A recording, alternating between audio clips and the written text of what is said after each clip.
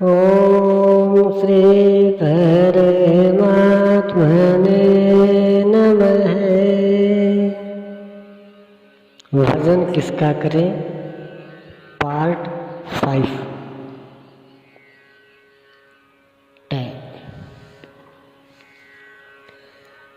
ठीक इसी प्रकार माता सीता जी को भी देवी देवताओं की पूजा विरासत में मिली थी। गिरजा पूजन जननी पठाई, सीता वहां आती जाती थी। स्वयंवर का आयोजन चल रहा था। एक दिन सीता जी गिरजा का पूजन करके लौट रही थी कि उसी वाटिका में राम दृष्टि में छा गए। पूजन करके लौट रही थी किंतु पुनः गिरजा के पास गई, हाथ जोड़कर बोली, माँ, आज तक जो हमने आपकी सेवा की उससे प्रसन्न होकर यही सांवला वर देने की कृपा करें। पार्वती जी ने अपनी ओर से कोई आशीर्वाद नहीं दिया। आवाज आई, नारद बचन सदा सुचि साचा, सोबरु मिली ही जाहि मनुराचा। देवर्षि नारद जो गुरु थे, उनका वचन सत्य है, निर्दोष है। वही वर तुम्हें मिलेगा जिसमें तुम्हारा मन रमा है। देवर्षि नारद ने जो कभी सीता से कहा था, पार्वती ने मात्र उसी की स्मृति दिला दी। सीता आश्वस्त हुई।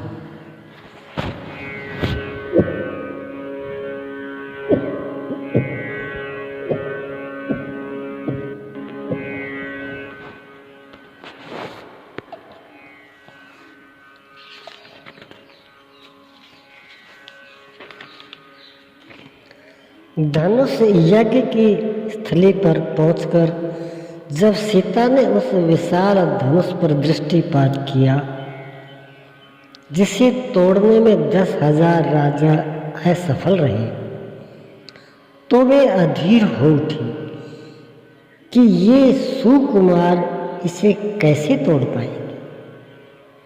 देवी देवताओं को मनाने लगे। तब राम ही विलोकी वैदेही, सभय हृदय विनवती जही तेही। जो भी उन्हें याद आया, छोटे से लेकर बड़े तक सबकी प्रार्थना करने लगे।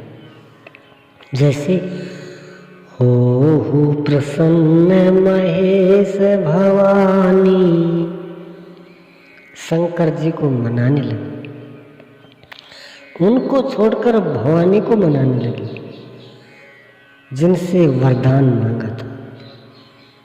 वहां भी स्थिर न रह सके।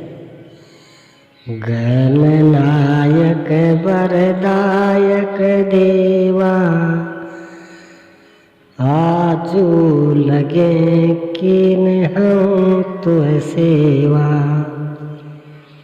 आज तक आपकी भी बड़ी सेवा की, आप ही ध्यान दें, हमारी विनय सुने और चाप को हल्का कर दें।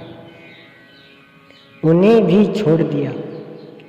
सुर मनाव धरी धीर, देवताओं को मनाने लगे। धनुष तक की प्रार्थना करने लगी कि कोई नहीं सुन रहा है। अब तो चाप आपका ही भरोसा है।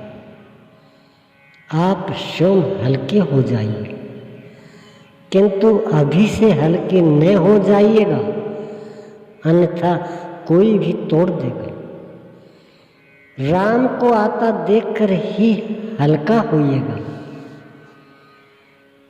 कहीं भी सफलता न देखकर सीता जी ने सारे देवी देवताओं से चित्त हटाकर एक परमात्मा में श्रद्धा स्थिर किया। उस परमात्मा में जो सबके हृदय में रहता है। तन मन बचन मोर पनु साचा, रघुपति पद सरोज चितुराचा। तो भगवान सकल उर्वासी, करही मोहि रघुबर कई दासी।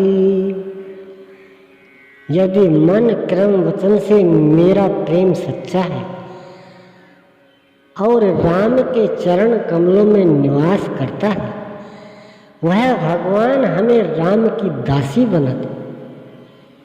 हृदयस्थ एक परमात्मा में श्रद्धा स्थिर होते ही कृपा निधान राम सबु जाना। उन अंतर्यामी ने जान लिया कि अब सच्चे स्थान पर पूजा कर रहे हैं। इसके उपरांत ही किसी देवी देवता के पास जाना नहीं पड़ा सीता को। तेहि क्षण राम मध्य धनु तोरा। राम ने धनुष तोड़ दिया, सीता को सफलता मिली। अस्तु, हम जो विविध पूजाएं करते हैं वह विरासत में मिली है, लेकिन सफलता तभी मिलेगी जब एक परमात्मा में श्रद्धा स्थिर होगी।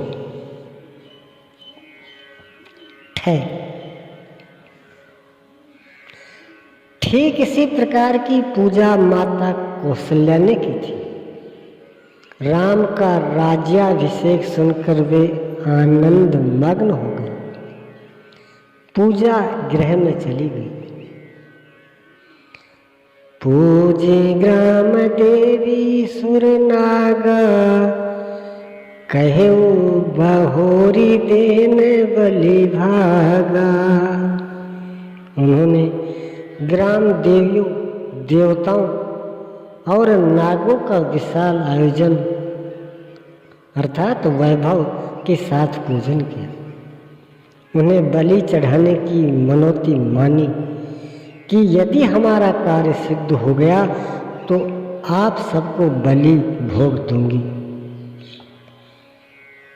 अभी तक देवताओं को राज्याभिषेक की सूचना नहीं थी, किंतु ग्राम देवियों को कौशल्या द्वारा इसका पता चला तो उन्होंने देवताओं को और देवताओं ने इंद्र को सूचना दी। वे तुरंत सरस्वती के पास गए। शारद बोली विनय सुर करही, बारही बार पाए लई परही। विपत्ति हमारी बिलोकी बड़ी, मातु करिए सोई आज। राम जाहि बन राजू तजी, होई सकल सुर काज। हे माता, हमारे ऊपर बड़ी विपत्ति आ पड़ी। आप ऐसा कुछ कीजिए कि राम वन चले जाएं और देवताओं का काम हो जाए। प्रार्थना पत्र दिया था कौशल्या ने कि हमारा कार्य पूर्ण हो जाए, लेकिन देवता ने कहा कि माता, हम देवताओं का कार्य हो जाए, उनको कर्म के सहारे छोड़िए, आप देवताओं का हित देखिए। सरस्वती बोली, किसी शुभ कार्य में विघ्न डलवाते तुम्हें शर्म नहीं आती? राम के वन जाने से उन्हें कितना कष्ट होगा। अवध अनाथ हो जाएगा, लोग मुझे क्या कहें? देवता विनय करते ही रह गए। जीव कर्म बस सुख दुख भागी, जाइए अवध देव हित लागी। अयोध्या वालों की चिंता आप क्यों करती हैं? वे तो जीव हैं, कर्म के अनुरूप सुख दुख भोगते ही रहते हैं, उन्हें भोगने दें और देवताओं के हित के लिए अर्थात कौशल्या के हित के लिए नहीं कौशलपुर जाएं, जबकि उन्हीं देवताओं की पूजा कौशल्या ने की थी।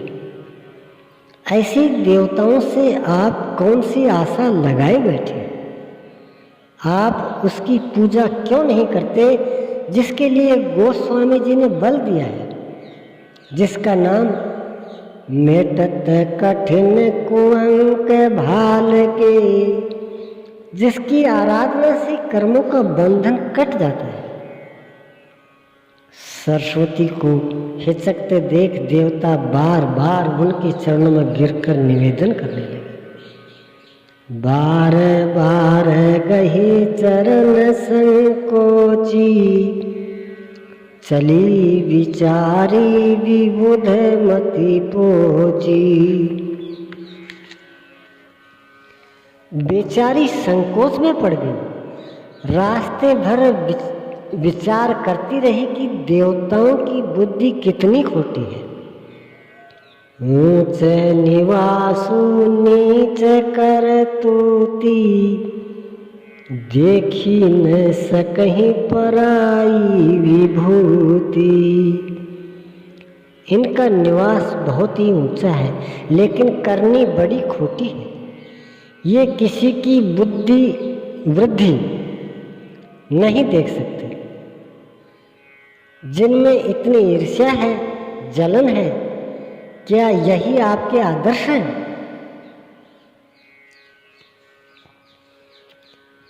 हरसी हृदय दशरथपुर आई, जनु ग्रह दशा दुसह दुखदाई। देवताओं की माता सरस्वती अयोध्या में आ रही थी। कितना सौभाग्य था अवधवासियों का, किंतु गोस्वामी जी कहते हैं नहीं। जनु ग्रह दशा दुसह दुखदाई, जैसे विपत्ति का पहाड़ ही टूट पड़ा। कहते हैं शनि सबसे दुष्ट ग्रह है जो 7.5 वर्ष तक कष्ट देता है, किंतु सरस्वती तो 14 साल की दुर्दशा लेकर आई। राम कल्याण स्वरूप थे, उनका क्या कल्याण करेगी? वे तो देवताओं का भी कल्याण करने आए थे। पूजा की थी कौशल्या ने, उसे क्या मिला? जीवन भर का वैधव्य और दुख। नाम मंथरा मंदमती, चेरी कई कई केरी, अजस पेटारी ताही करी, गई गिरामती फेरी। मंथरा नाम की एक मंद बुद्धि दासी थी।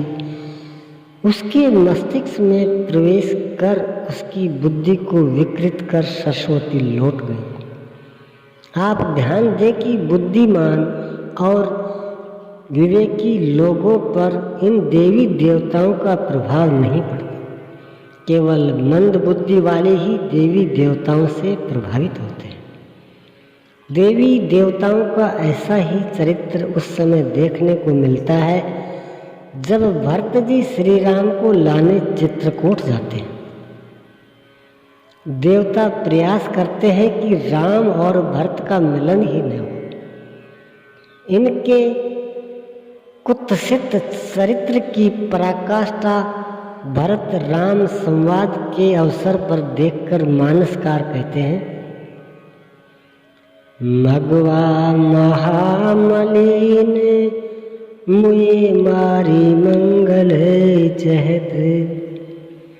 इंद्र कितना मलिन है कि पहले से ही दुखी अयोध्या और जनकपुर के निवासियों को और भी कष्ट दे रहा है। मानो मरे हुए को मारकर अपना मंगल चाहता है। कपट कुचाली सीम सर सुर राज, परय काज प्रिय आपन काजू। काक समान पाकर पूरी थी, छली मलिन कतहूँ में प्रतीति। देवराज इंद्र कपट और कदाचार की सीमा है। उसे पराई हानि और अपना लाभ ही प्रिय है। ऐसे देवताओं से आप लाभ की आशा करते हैं। उस सभा में भी देवताओं ने बुरे विचार, कपट, भय और उच्चाटन का प्रवेश करा दिया। यही उनकी देव माया है। यही गुण आप उनसे सीख सकते हैं। इस देव माया के शिकार कौन कौन हुए? भरतु जनको मुनि जन सहित, साधु सचेत विहाई। लागी देव माया सबही, जथा जोगु जनु पाई। भरत जी, जनक, मुनि लोग, मंत्री लोग, साधु संत और बुद्धिमान इतने लोगों को छोड़कर अन्य सभी पर जिसका जैसा बुद्धि स्तर था उस पर वैसी ही देव माया लग गई। स्पष्ट है कि केवल मंद बुद्धि वालों पर ही देवताओं का प्रभाव चल पाता है। सरस्वती मंथरा के पास आई तो मंथरा को क्या मिला? सरस्वती की कृपा से ही मंथरा की बुद्धि विकृत हो गई। वह अनाप शनाप सोचने लगी। षड्यंत्र का सूत्रधार उसे बनना पड़ा और अंत में लात खानी पड़ी। कुबर टूटे फूटे कपारू, दलित दसन मुख रुधिर प्रचारू। उसका कोबड़ टूट गया, कपाल फूट गया, दांत टूट गए, मुंह से खून बहने लगा। इतने पर भी उसकी दुर्दशा का अंत नहीं हुआ।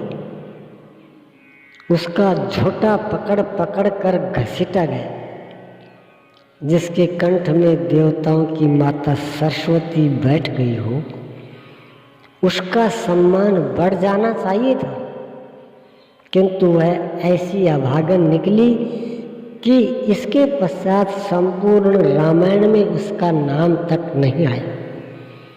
और आज तक कोई भी अपनी कन्या का नाम मंथरा रखने का साहस नहीं जुटा पाता। मंथरा तो एक प्रतीक है, उन मंद बुद्धि वालों की प्रतिनिधि है जो देवी देवताओं की पूजा करते आए हैं। इसका परिणाम चित्रित कर गोस्वामी जी आपको कौन सा संदेश दे रहे हैं?